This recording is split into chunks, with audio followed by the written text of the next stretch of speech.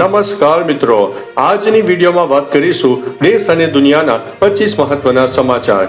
સૌપ્રથમ વાત કરીએ તો ગુજરાતમાં ચોમાસાના હાલચાલ અને હવામાન કેવું રહેશે. સૌરાષ્ટ્રમાં મેઘરાજાની ધમાકેદાર બેટિંગ. માંગરોળમાં માત્ર 8 કલાકમાં 7 ઇંચથી વધુ વરસાદ ખાબકી ગયો. છેલ્લા 24 કલાકમાં 10.75 ઇંચ જેટલો ભારે વરસાદ ખાબકી ગયો છે. હવે મિત્રો હવામાન વિભાગનું પણ રેડ અને ઓરેન્જ એલર્ટ આપવામાં આવ્યું છે.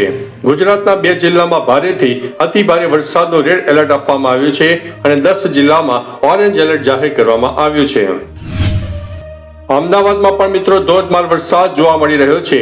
પશ્ચિમ અમદાવાદ, વસ્ત્રાપુર, થલતેજ, એસજી હાઈવે અને જોધપુર સહિતના વિસ્તારોમાં પાણી ભરાતા વાહન ચાલકો અત્યારે મુશ્કેલીમાં મુકાયા છે. મિત્રો નદી અને ડેમો પણ છલકાયા છે.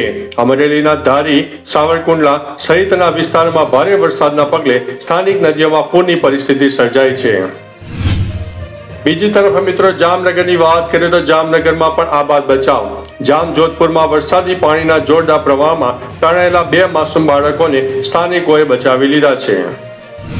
હવે વાત કરીએ તો ગુજરાતના રાજકીય અને સ્થાનિક સમાચાર ઉપર એક નજર. માંજલપુર વિધાનસભા પેટા ચૂંટણી જાહેર. ધારાસભ્ય યોગેશ પટેલના નિધનથી ખાલી પડેલી વડોદરાની માંજલપુર બેઠક પર 30 જુલાઈએ મતદાન યોજાશે. તલાટી મંડળની હડતાલના એંધાણ. સરકારી કામગીરી વચ્ચે હવે તલાટી મંડળે પંચાયત સિવાયના અન્ય કોઈ પણ મહેસૂલી કામ ન કરવાની ચીમકી આપી છે. ગોધરામાં રસ્તાનું કામ શરૂ. મુખ્યમંત્રી ભૂપેન્દ્રભાઈ પટેલના કડક આદેશ બાદ ગોધરામાં બિસ્માર અને તૂટી ગયેલા રસ્તાનું સમારકામ યુદ્ધના ધોરણે શરૂ કરવામાં આવ્યું છે. અમદાવાદને ભિક્ષુક મુક્ત બનાવવાનું અભિયાન. એએમસી અને પોલીસ પ્રશાસન દ્વારા સંયુક્ત રીતે શહેરના પ્રમુખ 4 રસ્તાઓ પર રેસ્ક્યુ ઓપરેશન હાથ ધરવામાં આવ્યું છે. નકલી દવાઓ પર કડક લગામ. દેશમાં ગુણવત્તા તપાસ દરમિયાન 159 દવાઓના સેમ્પલ ફેલ થઈ જતા સરકારે પેકેજિંગ પર QR કોડ ફરજિયાત કરવાનો મોટો નિર્ણય લીધો છે. હવે વાત કરીશું નેશનલ અને બિઝનેસ સમાચારની.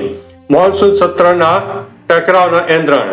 સંસદના આગામી ચોમાસુ સત્રમાં રામ મંદિર દાન અને અન્ય મુદ્દે કેન્દ્ર સરકાર અને વિપક્ષ સામસામે આવી શકે છે. ઈપીએફઓ ખાતા ધારકો માટે ખુશખબર. આજથી દેશના તમામ 7 કરોડથી વધુ પીએફ ખાતાઓમાં 8.25% લેખે વ્યાજના નાણાં જમા થવાની પ્રક્રિયા શરૂ થશે. આરબીઆઈ સાયબર ફ્રોડ રિફંડ નિયમ. સાયબર ફ્રોડનો ભોગ બનેલા ગ્રાહકોને યોગ્ય પ્રક્રિયા બાદ રિઝર્વ બેંક ઓફ ઇન્ડિયા દ્વારા પૈસા પરત અપાવવા નવી ગાઈડલાઈન જાહેર કરવામાં આવી છે. દિલ્હી દહેરાદૂન એક્સપ્રેસ વે વિવાદ. ઉદ્ઘાટનના માત્ર 3 મહિનાની અંદર જ હાઈવે ઉપર મોટા ખાડા પડી જતા કામગીરીની ગુણવત્તા સામે સવાલો ઊભા થયા છે. સોના ચાંદીના ભાવમાં ઉથલપાથલ. MCX બજારમાં ચાંદીના ભાવ 7,000 રૂપિયા અને સોનામાં 2900 રૂપિયાની મોટી વધઘટ નોંધાઈ છે. હવે વાત કરીશું આંતરરાષ્ટ્રીય સમાચારની. ચીનનો નવો વિવાદાસ્પદ કાયદો. રાષ્ટ્રપતિ શી જિનપિંગે દેશમાં એક દેશ એક ઓળખ મજબૂત કરવા માટે નવો યુનિફોર્મ સિવિલ કોડ જેવો વંશીય કાયદો લાગુ કર્યો છે. ભારત જાપાન વાર્ષિક સમિટ. પીએમ મોદીએ જાપાનના પ્રથમ મહિલા PM સના તાકાસુઈનું સ્વાગત કર્યું છે. AI, ફાર્મા અને ડિફેન્સ સેક્ટરમાં મહત્વના કરાર થયા છે. યુક્રેન પર રશિયાનો ભીષણ હુમલો. યુક્રેનની રાજધાની કીવ પર રશિયાએ કરેલા મિસાઇલ અને ડ્રોન હુમલામાં 17 લોકોના મોત નીપજ્યા હોવાના મોટા અહેવાલ સામે આવી રહ્યા છે.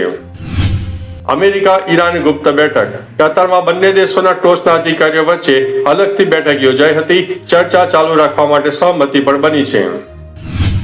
અમેરિકામાં ગુજરાતીનું મોત. અમેરિકાની હોટલમાં નોકરી કરતા મૂળ ગુજરાતી યુવક સંજય પટેલનું માર્ગ અકસ્માતમાં કરુણ મોત નીપજ્યું છે. હવે વાત કરીશું રમતગમત અને મનોરંજનની. FIFA world cup 2026 ધમાકા.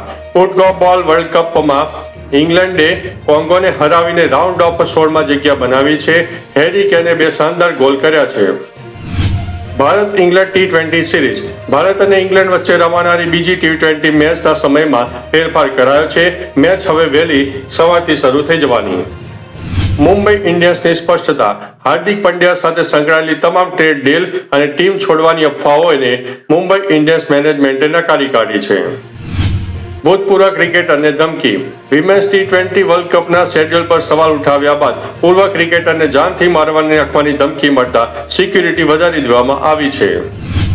Box office ઉપર ફિલ્મોની આંધી, બોલિવૂડ અને સાઉથ સિનેમાની મોટી લાઇનઅપ ફિલ્મો ધુરંધર 2 જેવી સિક્વલ સાથે કમાણીના નવા રેકોર્ડ બનાવવા માટે તૈયાર છે. તો ચાલો મિત્રો, ફરીથી દેશ અને દુનિયાના સુપરફાસ્ટ સમાચાર લઈને મળતા રહીશું. ત્યાં સુધી અમને રજા આપશો. નમસ્તે.